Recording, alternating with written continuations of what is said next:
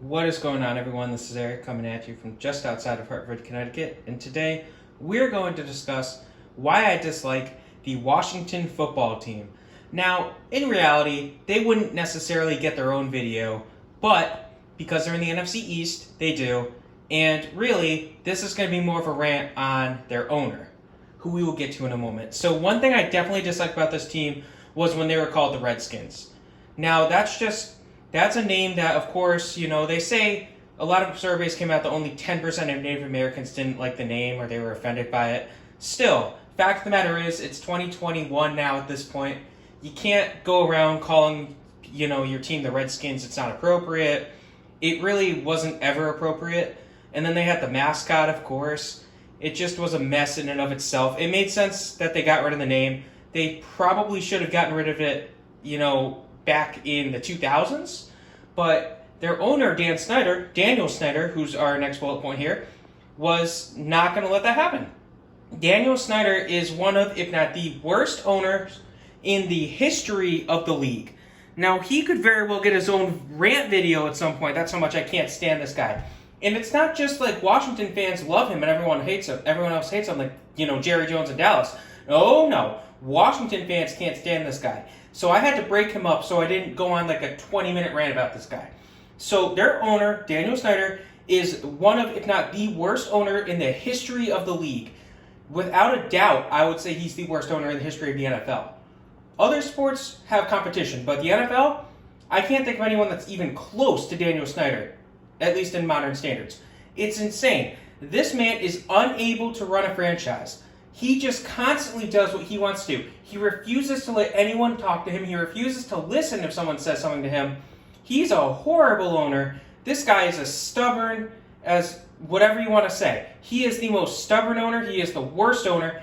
He brought a solid, respectable franchise in Washington and ran it into the dirt when he took control of that team. He just destroyed any hope that this fan base had. He murdered it. He took it out back and shot it, whatever you want to say. Daniel Snyder is a horrible owner. Horrible owner. Of course, one thing that I really despise about him is the fact that he refused to change the team nickname of Redskins.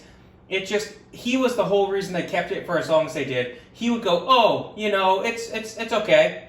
Oh, only 10% of people are offended by it, according to one survey.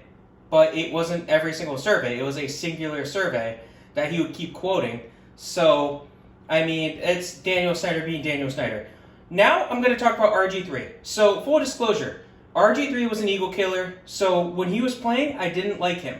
But I loved what he brought to the table, I loved the potential he had, and I thought that he was going to be one of the top players in the history, arguably the next Michael Vick, so to speak. Because he had the same talent, he had the speed, he had the arm, not as good as Vick, but... And what this team does is they just completely screw him over. He gets hurt in a game, and RG3 is a competitor. He's a football player. So what's he going to do? He's going to say, all right, I want to play. Now, then you have this whole thing with their former coach, Mike Shanahan, where he allegedly talked to the team doctor and said, hey, doctor, RG3 can go out again, right? Yeah. Okay, cool. Put him out there. RG3, obviously, he didn't go to the doctor. The doctor was terrified. He's like, oh, I was terrified. I was scared. Guess what? RG3 ends up tearing his LCL and ACL and has a torn meniscus in his knee. So it's messed him up. It messed up his career from there on out. He constantly kept getting hurt. He kept trying to play through the injuries because, once more, he's a competitor. He's a football player. I don't necessarily, hold that against RG3 himself. It's up to the team and the management to say, listen, you're clearly hurt. We care about your long-term future. And the other thing is, Washington was a competitive team. So they were saying, oh, you know what? Rather than, put you on the bench, we want you out there. If you can go out there, if you think you can play, go out and play. In reality, you got to put the player's safety first. I don't care if you lose in the big game. You have to care about your player's safety. If there's concussion, which RG3 dealt with, if it's a torn LCL, you got to treat it. You got to say, all right, listen, we got to do the smart thing. Daniel Snyder 2.0. This guy is something. So let's talk about the Marty Schottenheimer experiment with him. So back in 2001, he hired Marty Schottenheimer. Now that was a very surprising hiring when it happened because Schottenheimer was one of the biggest critics of Snyder as a manager, as an owner. He would go, oh yeah, you know what, this guy doesn't know what he's doing. He's too hands-on as an owner. That was surprising to see the two of them unite together in Washington. And basically, what ends up happening is the team starts off 0-5. And then they rebound and they finish 8-8. So you think, okay, a nice rebound, 1 year, you're probably going to keep the coach, right? Wrong. Snyder fired Schottenheimer. You want to know why he fired him? Because Marty Schottenheimer wanted control of the team. He wanted to do what he wanted to do. He wanted to bring in his own players. He wanted to bring in his own coaches. Daniel Snyder said, nope, my team, what I want goes. I can't stand Daniel Snyder. Then we have, speaking of 2001, around this time, Daniel Snyder made fans pay an additional $4 as a security surcharge, so to speak, following, of course, the events that happened on September 11th of that year. That's disgusting. Just because you're in Washington, D.C., doesn't mean you have a right to do that. You can't go out and charge people security surcharge? What does that even mean? It's not like he straight up said, listen, what I'm going to do is starting in the future, we're going to go out and we're going to charge more money for tickets and we're going to, have more security personnel. I'll take the hit in 2001. Nope, never said that. He charged a security surcharge. That was it. Then, one more thing I got to say is in 2006, Daniel Snyder, you know how when you're at a football game you can buy products, you used to be able to buy products? You could buy, a beer or whatever. Yeah, so in 2005, he purchased a boatload of peanuts from a airline that went out of business. He was selling them to fans back in 2006 to make a profit. Now, those bags of peanuts have about a 3-month lifespan on them. He sold them a year after this company went bankrupt. So obviously, those peanuts were sitting around for over a year. That's just being a cheap owner and a scumbag at that. I have a couple more things I gotta say, but we'll get to that in a minute. Kirk Cousins. No disrespect to Kirk Cousins, great player. That's the problem. Kirk Cousins was a great player. He still is an Eagle killer. This guy could finish 1-15 or 2-14, and those wins would be against the Eagles. He constantly torched the Eagles. He still does it, so I will always hold that against Washington for picking Cousins. Donovan McNabb. I love McNabb. He was one of my favorite players. He's one of the main reasons why I'm an Eagles fan today. Washington, of course, decided to get him. They traded for him when the Eagles were done with him. It looked so weird seeing Donovan McNabb wearing Washington football team colors. I hated it so much. It hurt. Now, then there's another knock here on Snyder, constantly overpaying free agents. And I listed just the 3 of them here, D'Angelo Hall, Antoine Randall L., and Albert Haynesworth. Albert Haynesworth, that one's just a tough one in and of itself. They signed Haynesworth to a 6-year, $100 million deal. Haynesworth is one of the most dirty players, at least in the 21st century in the NFL.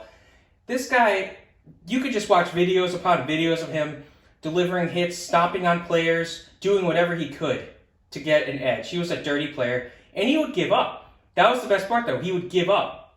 I remember watching that game, Eagles versus Washington, where Haynesworth got blocked, he tripped, he fell on the ground, and he stayed on the ground rather than, hustle for the play. He probably could have at least disrupted the quarterback, but no, he stayed on the ground.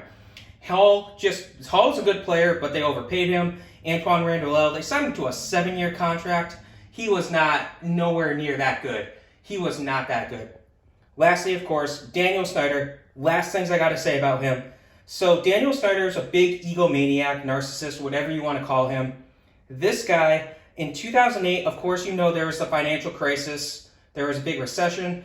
So some fans were unable to, pay for their season tickets that year.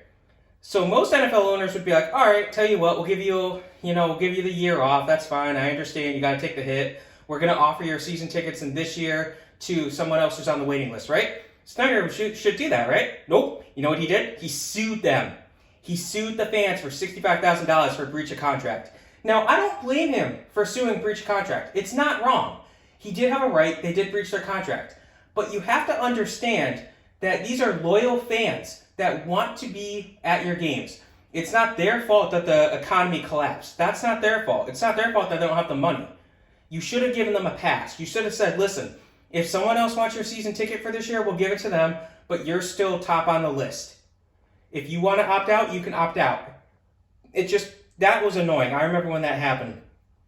It's just disgusting. Now, in 2009, What fans were doing in 2008, 2009 is they were bringing signs in, and they were mocking Daniel Snyder. They were like, oh yeah, Snyder this, Snyder that. Snyder can't run this team. Snyder doesn't know what he's doing. So what did Daniel Snyder do? He decided to ban all homemade signs from ball games. He said, you can't bring a sign in here. It's a security risk. What? What the heck do you mean security risk for bringing a sign in the stadium? He just didn't want to hear his name getting bashed time and time again. Now, if you're curious about why a lot of people despise Daniel Snyder, I will have a link in the description below. It's called the Cranky Redskins Fans Guide to Dan Snyder. Definitely check it out. It's a long list of things that Snyder did up to a certain point. And hey, Snyder tried to sue to get the article taken down, so you might as well look at it, you know? Now, of course, every time I do an article like this, or thing like this, I always like to say one good thing.